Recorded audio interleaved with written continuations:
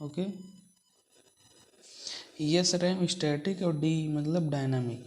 तो yes RAM जो static RAM है इसमें क्या है, इसमें जैसे हम क्या किए, जब तक इसमें जैसे रैम जो है, रैम में हम क्या करते हैं, अगर हम पावर सप्लाई दे रहे हैं, क्या कर रहे हैं, पावर सप्लाई दे रहे हैं, तो इसमें जो हमारा डाटा सेव है वो परमानेंटली सेव रहेगा, तभी तक सेव रहेगा जब तक इसमें क्या होगा, पावर सप्लाई देते रहेंगे। जब तक पावर सप्लाई देंगे तब तक इसमें क्या रहेगा, जो हमारा इन्फॉर्मेशन है वो क्या रहेगा, स्टोर रहेगा। Welcome once again in poly knowledge YouTube channel. तो गाइज आ गए हम अपने डिजिटल इलेक्ट्रॉनिक्स की न्यू क्लास में, जिसमें हम आपको पढ़ाएंगे रैम, रैंडम एक्सेस मेमोरी। हमारा जो मेन मेमोरी था उसका एक पार्ट हमने पिछली वीडियो में पढ़ाया है, रोम। उसके जितने टाइप हैं वो भी उसमें बताया गया है। उसके बाद हम यहाँ पर क्या पढ़ाएंगे, रैम, इसके टाइप भी बताए जाएंगे यहाँ पर। ओके, तो व्हाट इज़ रैम। तो रैम से पहले हम जानते हैं कि जो हमारा डिजिटल सिस्टम है उसमें क्या होता है, हमें डाटा को स्टोर करने की आवश्यकता होती है। क्योंकि हम स्टोर इसलिए करते हैं, अभी जैसे हमें स्टोर कर लिए तो हमें फिर से आगे जब कभी पढ़ना होगा तो उसे हम पढ़ सकते हैं, रीड कर सकते हैं। ओके, तो स्टोर करने के लिए हमें क्या करना पड़ता है, सेमीकंडक्टर मेमोरी हम यूज करते हैं। उस मेमोरी में डाटा को स्टोर करते हैं, और जो हमारा डाटा होता है वो क्या होता है, बिट के फॉर्म में स्टोर होता है। किसके फॉर्म में, बिट के फॉर्म में। और वो बिट हमारा कौन सा होता है, वो बाइनरी बिट होता है। इस बाइनरी बिट के फॉर्म में हमारा क्या होगा, डाटा स्टोर होता है। लेकिन ये बाइनरी बिट कहाँ पर स्टोर होता है, ये बाइनरी बिट हमारा जो होता है कहाँ पर स्टोर होता है, मेमोरी के सेल में। किस में, सेल में। हमने बताया था सेल किससे बनाया जाता है, फ्लिप फ्लॉप का यूज करके। ओके, फ्लिप फ्लॉप का यूज करके हम क्या बनाते हैं, सेल। तो हम कहाँ पर यूज करते हैं, बिट, बाइनरी बिट सेल में यूज करते हैं। और सेल किससे बनाते हैं, फ्लिप फ्लॉप से। तो ये जो हम सेल को क्या कह सकते हैं, रजिस्टर का एक क्या कह सकते हैं, फ्लिप फ्लॉप बोल सकते हैं। ओके, तो कोई मतलब नहीं है, बस सेल जानिए। सेल मतलब क्या होता है, जो फ्लिप फ्लॉप यूज करते हैं। तो हम सेल किस कैसे यूज करते हैं, सेल क्या होता है, हमारे रो एंड कॉलम में क्या होता है, सेल हमारा क्या होता है, रो एंड कॉलम में लगा रहता है, एकदम एरे की तरह क्या होता है। तो इसमें जैसे हमें कभी कभी क्या होता है कि हमारा डाटा जो होता है रैंडमली क्या करना पड़ता है, रीड करना पड़ता है या राइट करना पड़ता है। क्या करना पड़ता है,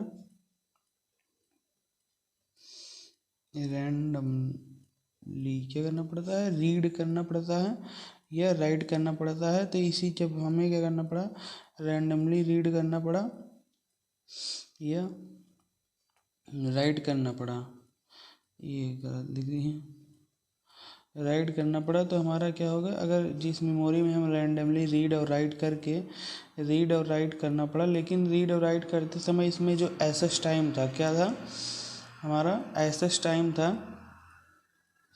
ये एक्सेस टाइम हमारा क्या हुआ, अगर सेम लगा, क्या हुआ, सभी लोकेशन के लिए एक्सेस टाइम सेम लगा, रैंडमली रीड राइट करने में एक्सेस टाइम क्या है हमारा, सेम लगा। मतलब ऐसा ना हो कि हम हमारे लोकेशन के हिसाब से एक्सेस टाइम डिपेंड करे।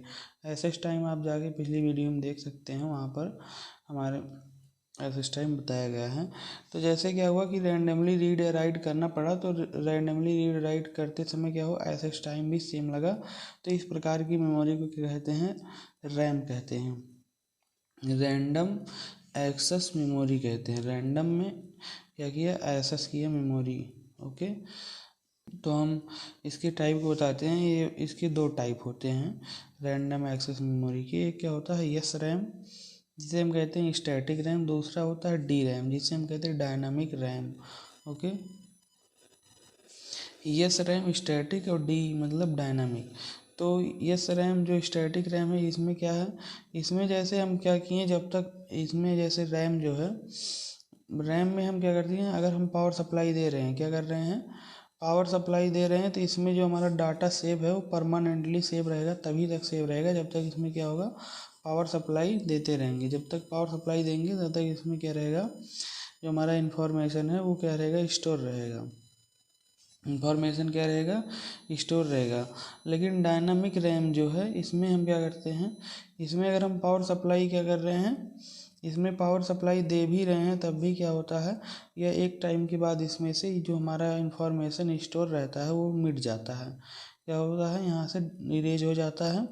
तो हमें क्या करना पड़ता है, फिर से मतलब राइट करना पड़ता है, इसमें फिर से लिखना पड़ता है, ये ज़्यादा टाइम के लिए इसमें स्टोर नहीं होता, हम पावर सप्लाई देते रहेंगे तब भी। ओके, तो हमारा जो है डायनामिक है, इसमें अगर हम कंटिन्यूस पावर सप्लाई दे रहे हैं तब भी क्या होगा, हमारा इसमें जो डाटा स्टोर किया गया है वो परमानेंटली स्टोर नहीं रहेगा।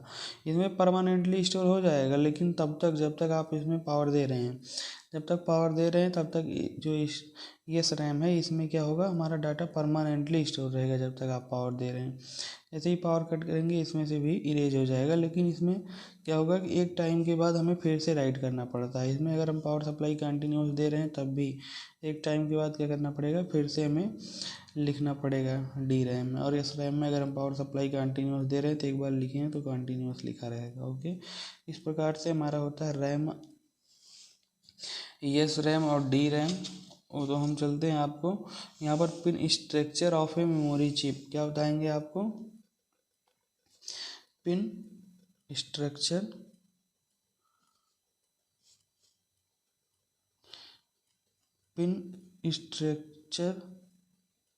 ऑफ ए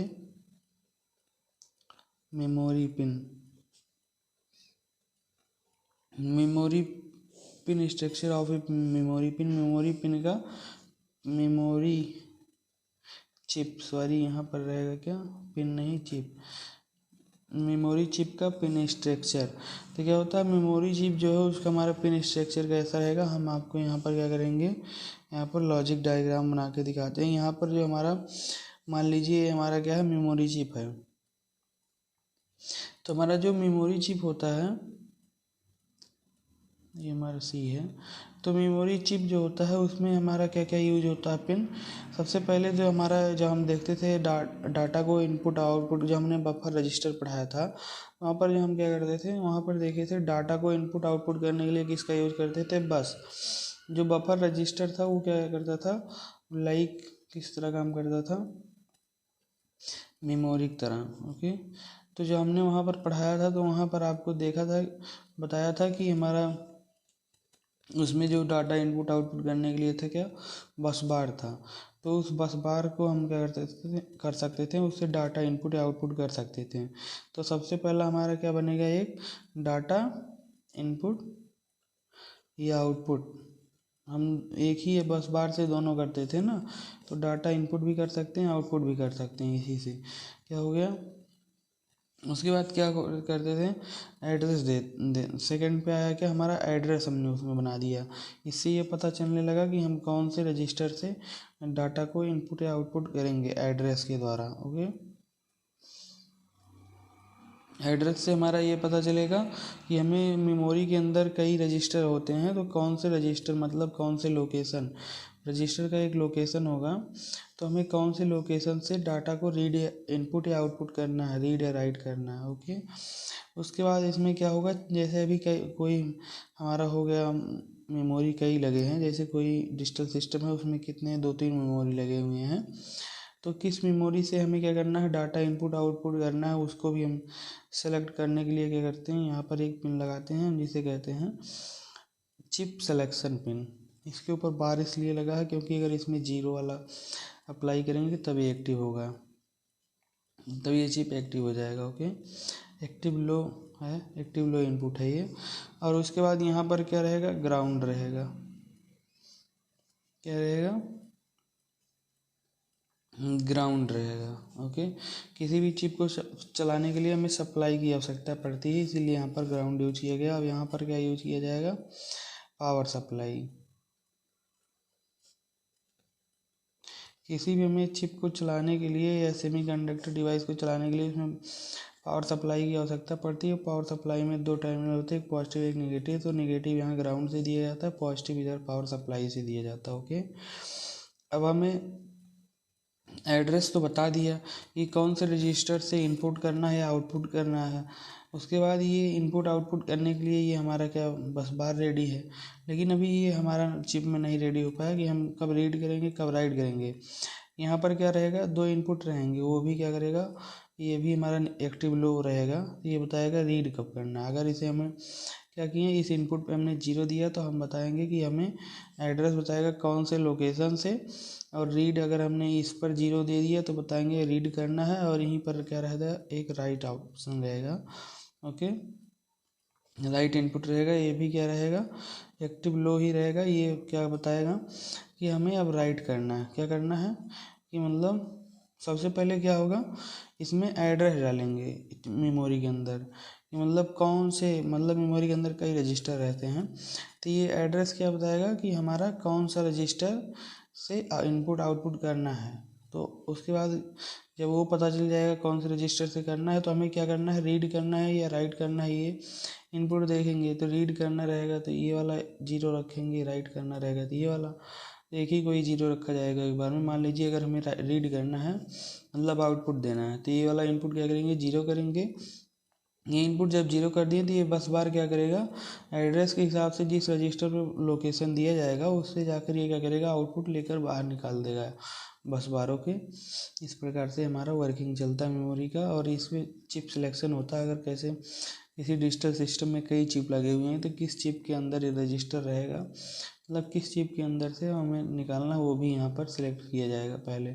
और ये पावर सप्लाई हो गई। इस प्रकार से हमारा क्या होता है, पिन डायग्राम होता है इसका मेमोरी का। ओके, तो हम थैंक यू दोस्तों। अगर आपको हमारी वीडियो अच्छा लगा तो लाइक शेयर सब्सक्राइब करें। नेक्स्ट वीडियो में मिलते हैं नेक्स्ट चैप्टर के साथ, जो कि हमारा रहेगा एनालॉग टू डिजिटल कन्वर्टर या digital to analog converter. Okay, अगर आपको ये मेमोरी हमारा पूरा पढ़ते हैं वीडियो तो आपको अच्छे समझ में आ जाएगा, क्योंकि हमने मेमोरी में सभी टॉपिक पढ़ाए हैं, मतलब जितने वीडियो हैं उन सबको अगर देखते हैं। थैंक यू दोस्तों।